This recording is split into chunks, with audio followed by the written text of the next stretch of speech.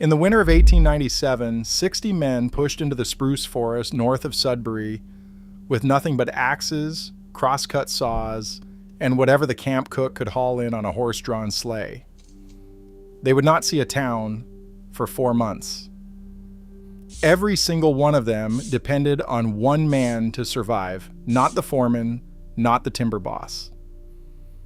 The cook, number 7 on this list, was so calorie-dense it rivals anything an Olympic athlete eats today.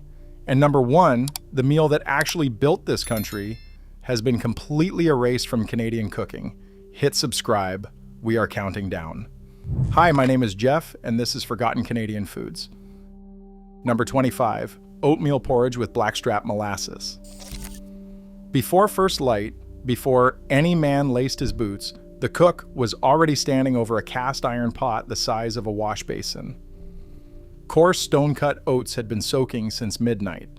By 4 in the morning, it had cooked down into a thick gray sludge that stuck to your ribs the way plaster sticks to a wall. Men ate in silence, spooning blackstrap molasses over the top because sugar was a luxury, and molasses came north by the barrel. A barrel of blackstrap molasses cost $1.50 in 1905 and lasted a crew 2 weeks. Men who skipped the porridge were shorter on the skid roads by noon. Every foreman from Algonquin Park to the Caribou knew it. We have turned breakfast into a 17-ingredient situation involving chia seeds and coconut milk. Our great-grandfathers got the same job done with 08s, water, and a spoon of something dark and honest.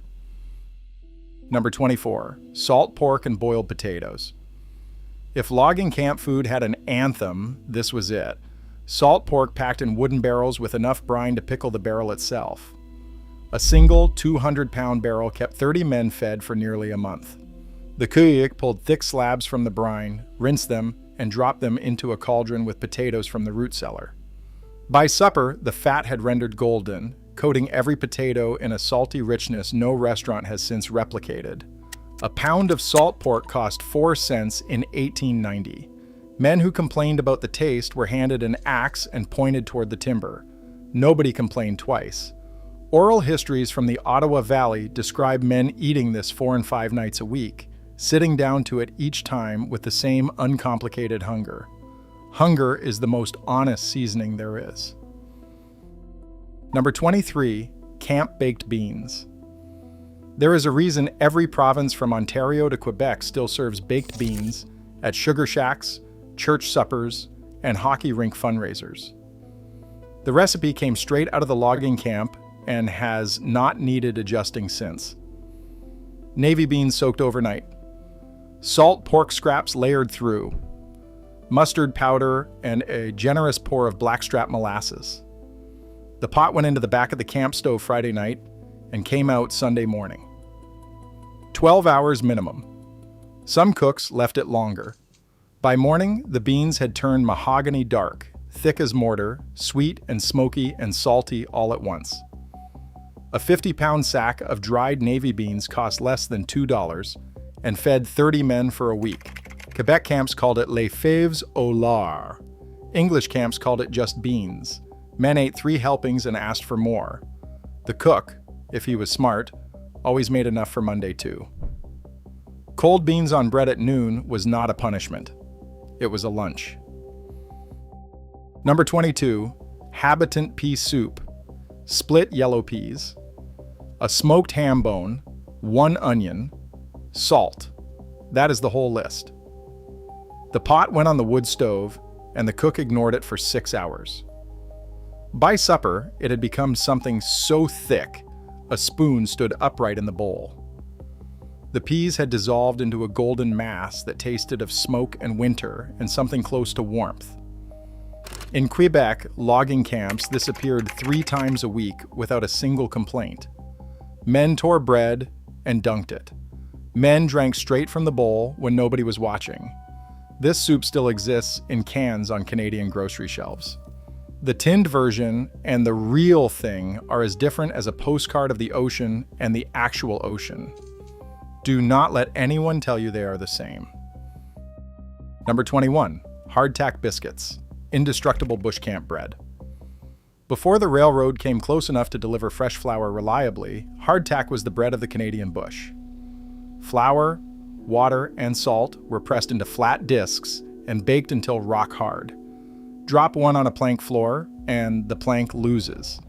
Men soaked hardtack and soup in coffee, in bean liquor, or simply smashed a disc against the mess table and chewed the fragments.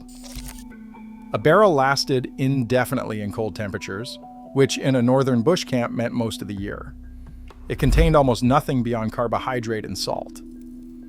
But in a caloric deficit at 40 below, pure carbohydrate keeps a man moving. And moving is the difference between alive and not.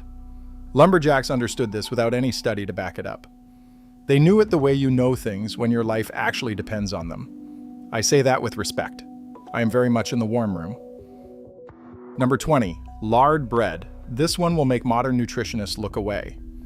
When butter ran out, and it always ran out by February, the cook greased his bread pans with lard and mixed more lard directly into the dough. The resulting loaves were dense and faintly yellow, with a richness that felt almost meaty. Men spread more lard on top and ate it hot from the pan. A 50-pound tin of rendered lard cost 60 cents in 1910. One thick slice carried a man through a 4-hour chopping shift in -20. No sports nutritionist alive today would design a better cold weather fuel source. The science, when you actually look at it, confirms exactly what those cooks already knew. They did not need a study. They needed 60 men standing up in the morning. The lard bread accomplished that every single time. We replaced it with low-fat everything, and then wondered why we were tired. Number 19, bear grease biscuits. In remote camps where supply shipments were weeks behind, the cook improvised. Black bear fat, rendered in fall when the animals were fattest, was poured into crocks and kept frozen outside the cook shack all winter. It replaced pork lard and biscuit dough in frying pans and occasionally as a spread. Bear grease has a lighter flavor than pork lard and a higher smoke point. Biscuits made with bear fat came out flaky and golden in a way that genuinely surprised men the first time. A few old camp cooks actively preferred it to lard, even when lard was sitting right there in the tin. The bears provided it for free. All it cost was the hunting and the rendering. I want to note that this is possibly the most Canadian sentence I have ever written. Somewhere out there, a tourism board should be using that line. Dried apple pie was the bush cook's secret weapon for keeping morale alive in January. Fresh apples could not survive the journey north. Dried apples packed in cloth sacks traveled anywhere and weighed nothing on the supply sleigh. The cook soaked them overnight, spiced them with cinnamon and sugar, packed them into a lard pastry, and baked the whole thing in a Dutch oven on the stovetop. Inside a spruce forest 300 miles from anywhere, it tasted like civilization. Experienced foremen understood something modern managers have forgotten. Men who received an extra slice on a hard week came back Monday working harder. That is documented in camp correspondence. Sugar and fat and warmth at the right moment is a form of leadership. The best Canadian foreman in logging history knew it long before any business school did. Number 17, boiled salt beef. Not a delicacy, not a treat. A necessity. Packed in brine alongside the salt pork and hauled into camp on the first supply run, where it sat in its barrel until someone needed it. Boiled with turnips and potatoes, it was supper. Shredded cold between slabs of lard bread, it was the lunch that went into a coat pocket at 5 in the morning. Chopped into the bean pot, it was flavoring. Camp ledgers from Northern Ontario in 1902 list salt beef alongside salt pork, beans, oatmeal, and molasses. Those 5 were the non-negotiables. Everything else was a luxury. A camp that ran out of any one of them in January had a serious problem. A camp that maintained all 5 had something close to stability. Number 16, prune pie. This was the logging camp solution to a problem nobody discusses in polite company. I will be diplomatic about it.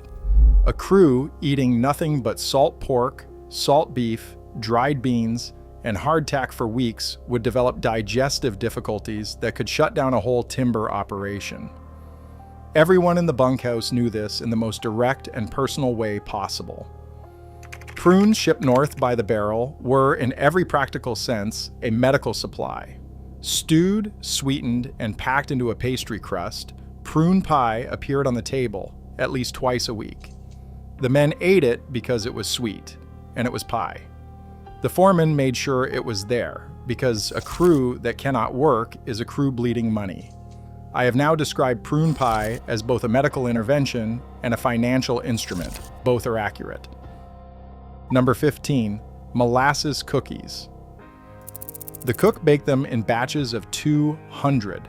Fat, dark, soft in the center, spiced with ginger and cinnamon, sweetened with the same blackstrap molasses that went into everything else in the camp kitchen. A tin sat at the end of the mess table every night after supper. They cost almost nothing. They kept 2 weeks in cold camp conditions without losing anything. And they were documented in letters home and in oral histories collected decades later. They were the single item men mentioned most when describing camp food. Not the beans, not the pork, the cookies. Because sweetness was the one thing the bush could not provide on its own. The cook who understood that was the cookman asked back the following season. There is a lesson in that about human nature, or maybe it has everything to do with food, and we have just been thinking about it wrong. Number 14, frozen salt pork on the trail. When a crew was moving camps in midwinter, there was no cook stove for days at a time, no fire, no pot. No possibility of a hot meal until the new camp was established. Men carried food in their coats. Frozen salt pork, sliced thick and wrapped in cloth, was eaten cold on the trail. Not cooked, not thawed, eaten frozen. The fat was hard as soap. The meat was stiff enough to chip with a thumbnail. The salt content was so high that eating a pound made a man desperately thirsty in conditions where liquid water meant chopping through creek ice. And yet, it worked. No modern energy product has matched the caloric density of a slab of frozen salt pork at 40 below. We have made things in laboratories with better marketing. None of them have worked as reliably. Number 13, pork scraps and crackling. When the cook rendered lard from fresh pork fat, the solid pieces that did not melt down were called scraps, or crackling. Golden, crunchy, salty, intensely flavored, and available whenever a hog was butchered at camp. Nothing went to waste. The cook spread the crackling on a pan, salted it hot, and set it in a bowl on the mess table. It disappeared within minutes. Men crushed it into porridge. They crumbled it over beans. They ate it straight from the bowl with their fingers. This is the direct ancestor of the pork rinds you can buy at a gas station today for $8 a bag. The gas station version and what came out of a cast iron camp kettle in 1903 are related the way a photograph of a mountain is related to actually standing on one. Technically connected, entirely different in every way that matters. Number 12, vinegar pie, the one that surprises everyone who hears it for the first time. When the dried apples were gone and nothing sweet and tart remained in the supply chest, the cook made vinegar pie. Apple cider vinegar, sugar, eggs, butter, and flour baked in a lard crust. It tasted something like lemon custard, faintly acidic, smooth, sweet, with a clean finish that cut through the heavy salt and fat, dominating everything else on the mess table. No fruit required. Every ingredient kept all winter. Camp cooks guarded their vinegar pie recipes the way their wives guarded family recipes back home, fiercely and with professional pride that bordered on territorial. The acid balanced the sugar in a way that reset a palate exhausted by months of the same 5 ingredients. It was chemistry that tasted like a small miracle. The men had no idea how it worked. They just knew to eat a second slice when it was offered. Number 11, boiled suet pudding. It was made from suet, flour, blackstrap molasses, and, when available, a handful of dried raisins. The mixture was tied inside a cotton cloth and dropped into boiling water for 2 full hours. What came out was dense, dark, sweet, and almost impossibly rich. A single thick slice provided enough calories for an hour of hard labor in cold weather. Bush cooks knew the relationship between what they put on the table and how much timber came off the hillside, and they planned accordingly. In Newfoundland and the Maritimes, this pudding has 100 local names. In the logging camps of Ontario, Quebec, and British Columbia, it had one name: pudding. Just pudding. When the cloth came off the pot and the smell of molasses and hot fat filled the cook shack, every man in the bunkhouse felt something close to happiness. In January, 300 miles from anything resembling a town, close to happiness was more than enough. Some nights, it was everything. Number 10, head cheese from camp butchering. Whenever the camp butchered its own hogs, the cook took the pig's head, the trotters, and every scrap no other preparation could use, and he went to work. It simmered for half a day with onion, vinegar, peppercorns, and bay leaves. Every scrap of meat was stripped from the bone by hand. He packed the meat into a mold with the natural gelatin from the cooking liquor and set it outside overnight. The temperatures did the refrigerator's job for free. By morning, it had firmed into a dense, sliceable loaf. Cut thin on bread with mustard, head cheese appeared in camp mess halls across British Columbia, Ontario, and Quebec well into the 1930s. The men understood, without any philosophy about it, that the animal had given everything and none of it should go into the snow. That understanding was not sentimentality, it was respect. The railroad changed logging camp food in ways that are easy to underestimate. Before the rail lines pushed north, everything came in by horse-drawn sled in October and had to last. After the rails arrived, tinned goods became possible. And the most welcome tin in any bush kitchen was corned beef. Mixed with diced potatoes and fried in cast iron until the bottom crisped, dark and salty, corned beef hash was the fastest hot meal a camp cook could produce. 20 minutes from a cold pan to a full plate. A case of tinned corned beef cost about $3 in 1912, enough to serve 30 men's supper. For one cook managing 3 meals a day for 60 men entirely alone, the ability to produce something hot and filling in 20 minutes was not a convenience. It was a survival tool of his own. Number 8, Sunday flapjacks. Sunday morning in a logging camp had to be different. The men could feel it before they got out of their bunks. The pace was slower, the axes were quiet, and from the cook shack came a smell that had nothing to do with salt pork or beans. Thick batter was ladled onto a greased griddle in rounds the size of dinner plates, stacked 5 or 6 high. The molasses jug was passed around without asking. Men poured until it ran off the edges. They ate 8, 9, 10 flapjacks without counting. It was the one morning nobody talked about getting back to the timber. Getting back to the timber could wait 20 minutes. This is the direct ancestor of the pancake breakfast at every church hall, arena fundraiser, and maple syrup festival in Canada today. We kept the flapjacks and lost everything else on this list. I am not sure that is the right trade, but I understand why it happened. Number 7, dried saltfish and potatoes. In maritime camps fed by St. Lawrence fishing communities, dried and salted codfish arrived alongside the salt pork barrels and occupied the same essential place in the diet. It was soaked for 24 hours, boiled with potatoes, and served with hard-boiled eggs and drawn butter to anyone lucky enough to be in a camp that had butter in November. The protein content was exceptional. It was better than salt pork, pound for pound, and its flavor cut through the monotony of beans and lard in a way that men genuinely looked forward to. Acadian lumberjacks from New Brunswick called their version Morue Sally Oaks Patates. and it appeared on their tables with the same reliable frequency that beans appeared on English Canadian ones. The specific dish marked where a man came from as clearly as his accent did. That is what food does in isolated communities. It becomes identity. In a bunkhouse with men from a dozen different backgrounds, the dish a man recognized from home was the thing that reminded him he was still a person, and not just a body-moving timber. Number 6, oxtail broth. This one appeared once, maybe twice a winter, and men talked about it in the bunkhouse the way they talked about their mother's cooking.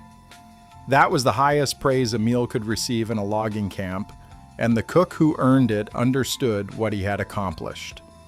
When a work animal was slaughtered at the end of its usefulness, the cook used every part without exception. The oxtail went into the largest pot in the cook shack with onions, dried peas, and whatever root vegetables the cellar still held. After 8 to 10 hours, the broth had turned thick and glossy with natural gelatin. The meat fell from the bone in soft, dark shreds that were stirred back into the pot.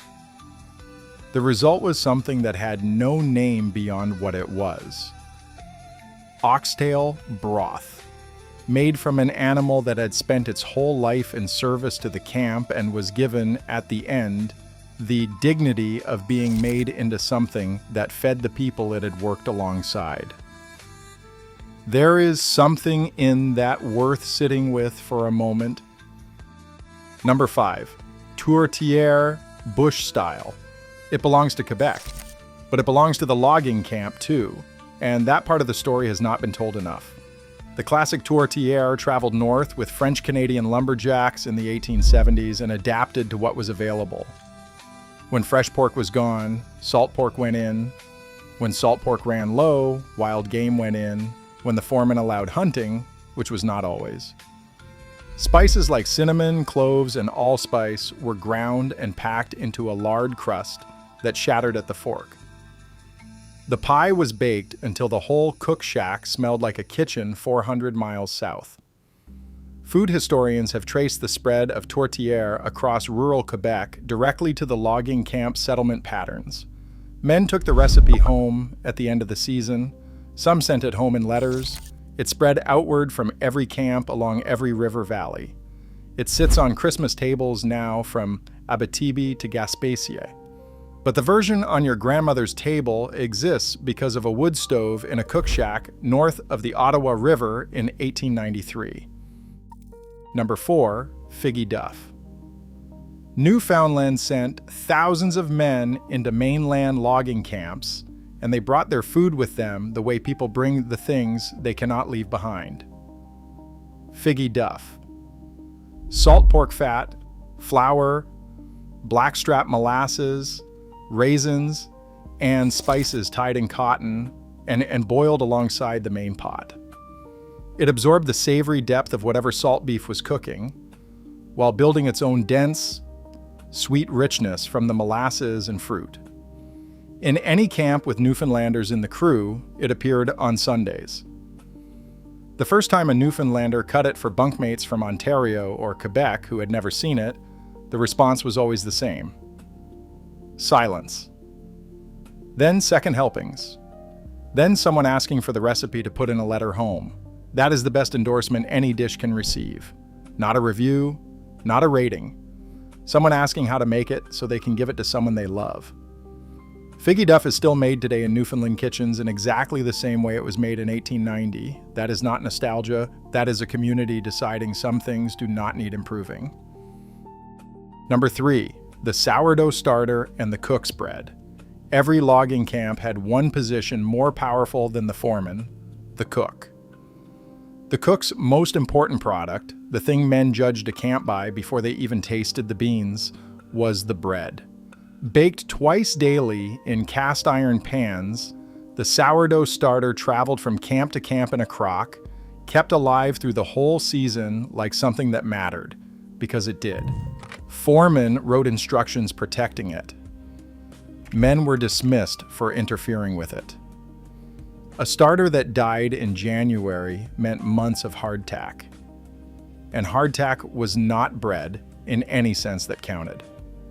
The loaves were dense and slightly sour, with a crust that cracked when you broke it. A loaf weighed 3 pounds.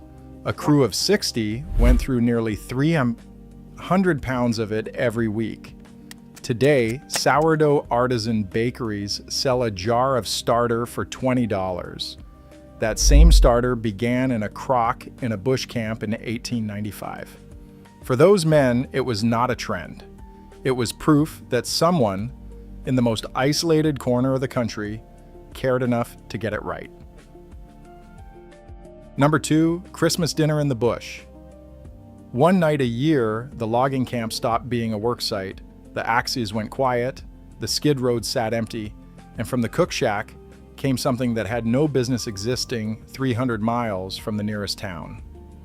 The supply order had gone out in November before the roads closed. Salt pork replaced by a fresh roast. Beans replaced by roasted potatoes. Dried apple pie. Suet pudding with molasses sauce. And sometimes on the last sleigh before the road shut entirely, a barrel of fresh apples. Fresh apples. In December. In the bush. If you have to ask why that mattered, you have never spent October through December eating salt pork and hardtack. The foreman ate at the same table as everyone else. The cook stood at the door and watched the men eat. The silence that fell was not the silence of exhaustion. It was the silence of men who were somewhere else for a few hours. That was Christmas in the bush, the most Canadian meal that has ever existed. Number 1, Rubaboo, the meal that built Canada. Here is the one that has been completely erased.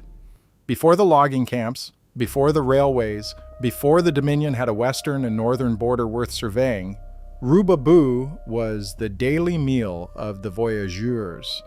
They were the French-Canadian paddlers who opened the fur trade routes of the interior of this country.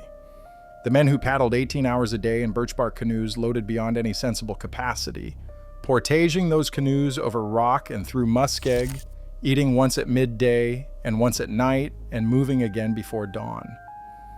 Rubaboo was pemmican, dried meat packed tight and rendered fat, sometimes with dried berries pressed in, dissolved in boiling water, thickened with a handful of corn flour or dried peas, and eaten from a communal pot. At its simplest, it was 3 ingredients and a fire. At its most fully realized, it was a complete nutritional system developed over centuries by Cree, Assiniboine, and Métis, knowledge keepers who understood exactly what a body needed to perform, sustained heavy labor in extreme cold. A single pound of pemmican sustained a working man for a full day in conditions that would kill a modern person in hours.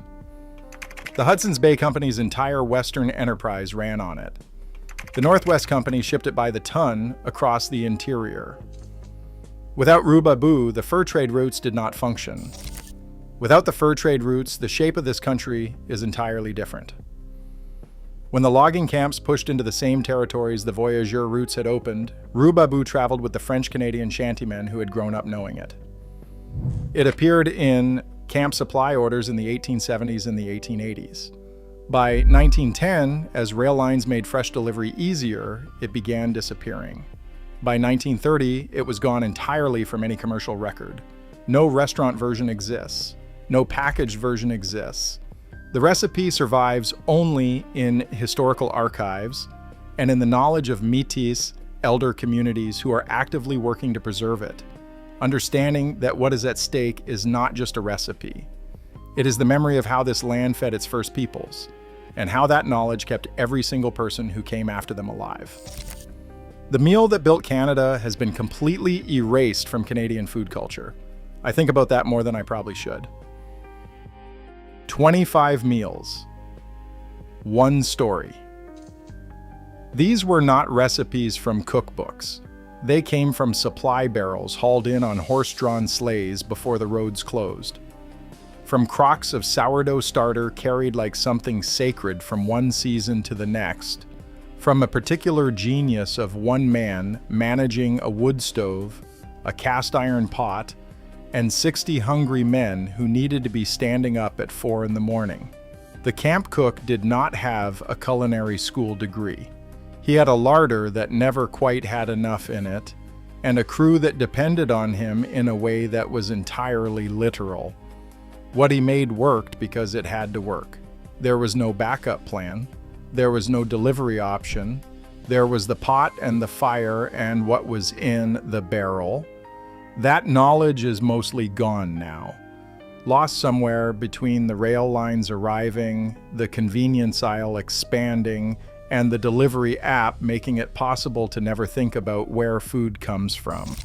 If your grandfather ate rubaboo, or rode into a bush camp on a supply sleigh, or spent a winter eating salt pork and beans and Sunday flapjacks by lamplight in a bunkhouse north of nowhere, write it down in the comments. That story belongs to all of us, and it deserves to stay.